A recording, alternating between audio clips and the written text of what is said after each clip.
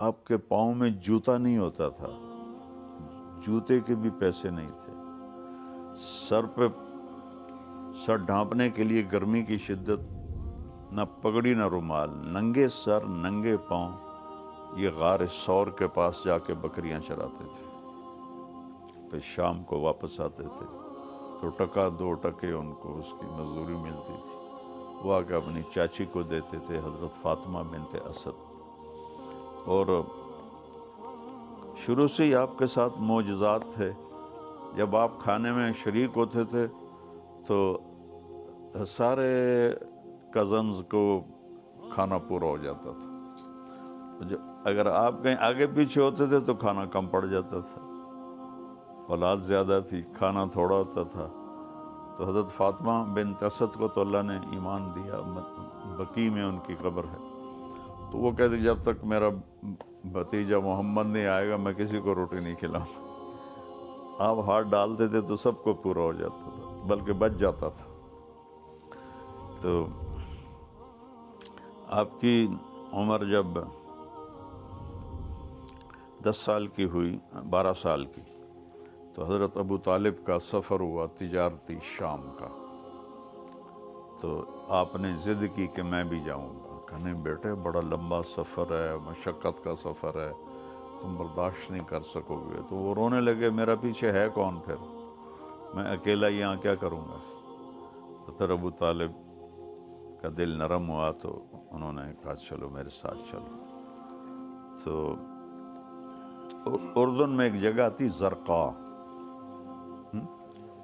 گئے ہو نا، اس کے پاس سے یہ قافلہ گزر رہا تھا، تو وہاں ایک راہب رہتا تھا، پادری، اس کا گرجا تھا۔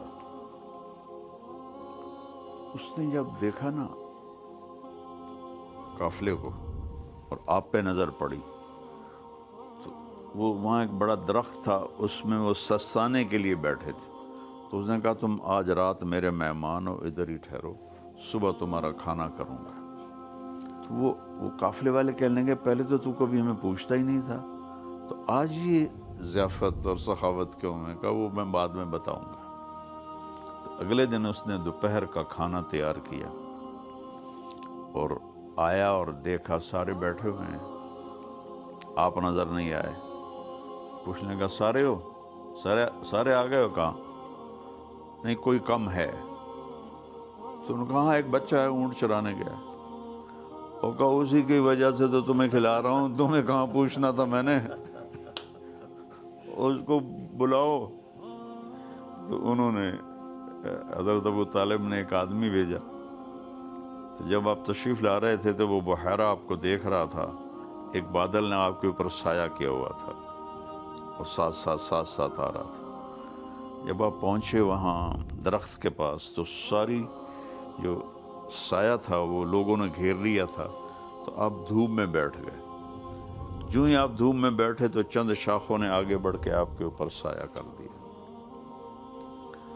تو بحیرہ آیا اور آپ کو کھڑا کیا، کہنے لگا حضرت ابو طالب سے یہ تمہارا کیا لگتا ہے؟ کہنے لگا میرا بیٹا ہے۔ کہا جھوٹ بول رہے ہو، میرا علم کہتا ہے اس کا باپ مرا ہوا ہے۔ تو حضرت ابو طالب نے فرمایا ہاں تم صحیح کہتے ہو، یہ میرا بھتیجا ہے، یہ سگے بھائی تھے، عبداللہ اور ابو طالب سگے بھائی تھے، لیکن یہ مجھے اپنے بیٹوں سے زیادہ عزیز ہے۔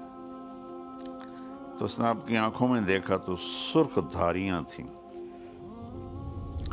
تو وہ کہنے لگا یہ جو اس کے سرخ دھاریاں ہیں یہ سفر کی وجہ سے ہو گئی ہیں یا مستقل ہیں؟ تو حضرت ابو طالب نے فرمایا مستقل ہے۔ پھر اس نے آپ کی کمر سے کرتا اٹھایا تو وہ مہر نبوت نظر آئی اس کندھے کے ساتھ۔ تو وہ امتحان لینے کے لیے کہنے لگا میں تجھے لات و عزا کی قسم دیتا ہوں، جو پوچھوں مجھے بتانا ہے۔ کہنے لگے خبردار، یہ لات و عزا سے بری چیز میری نظروں میں اور کوئی ہے ہی نہیں، مجھے اس کی قسم مت دو۔ کہ اچھا میں تمہیں اللہ کی قسم دیتا ہوں۔ کہا اب پوچھو کیا پوچھنا ہے۔ تو پھر اس نے حضرت ابو طالب سے کہا یہ آنے والے وقت کا نبی ہے، آخری نبی ہے، اور آج کے دن اس نے یہاں آنا ہے، ہماری کتابوں میں لکھا ہوا ہے، اور مجھے ڈر ہے کہ یہود اس کے پیچھے ہوں گے اس کو قتل کرنے کے لیے، کہ اس کو یہیں سے واپس لے جا۔ اور تھوڑی دیر گزری تو پورا ایک فوجی دستہ پہنچ گیا آپ کے پیچھے، آپ کو قتل کرنے کے لیے۔ تو بحیرہ کا تو ایک روب تھا نا، ایک بڑا بزرگ تھا، نے کہا جو چیز اللہ فیصلہ کر چکا ہو تم اسے بدل سکتے ہو؟ کہنے لگے نہیں، کہ پھر دفع ہو جاؤ، اس پر تمہاری تلوار نہیں چلے گی۔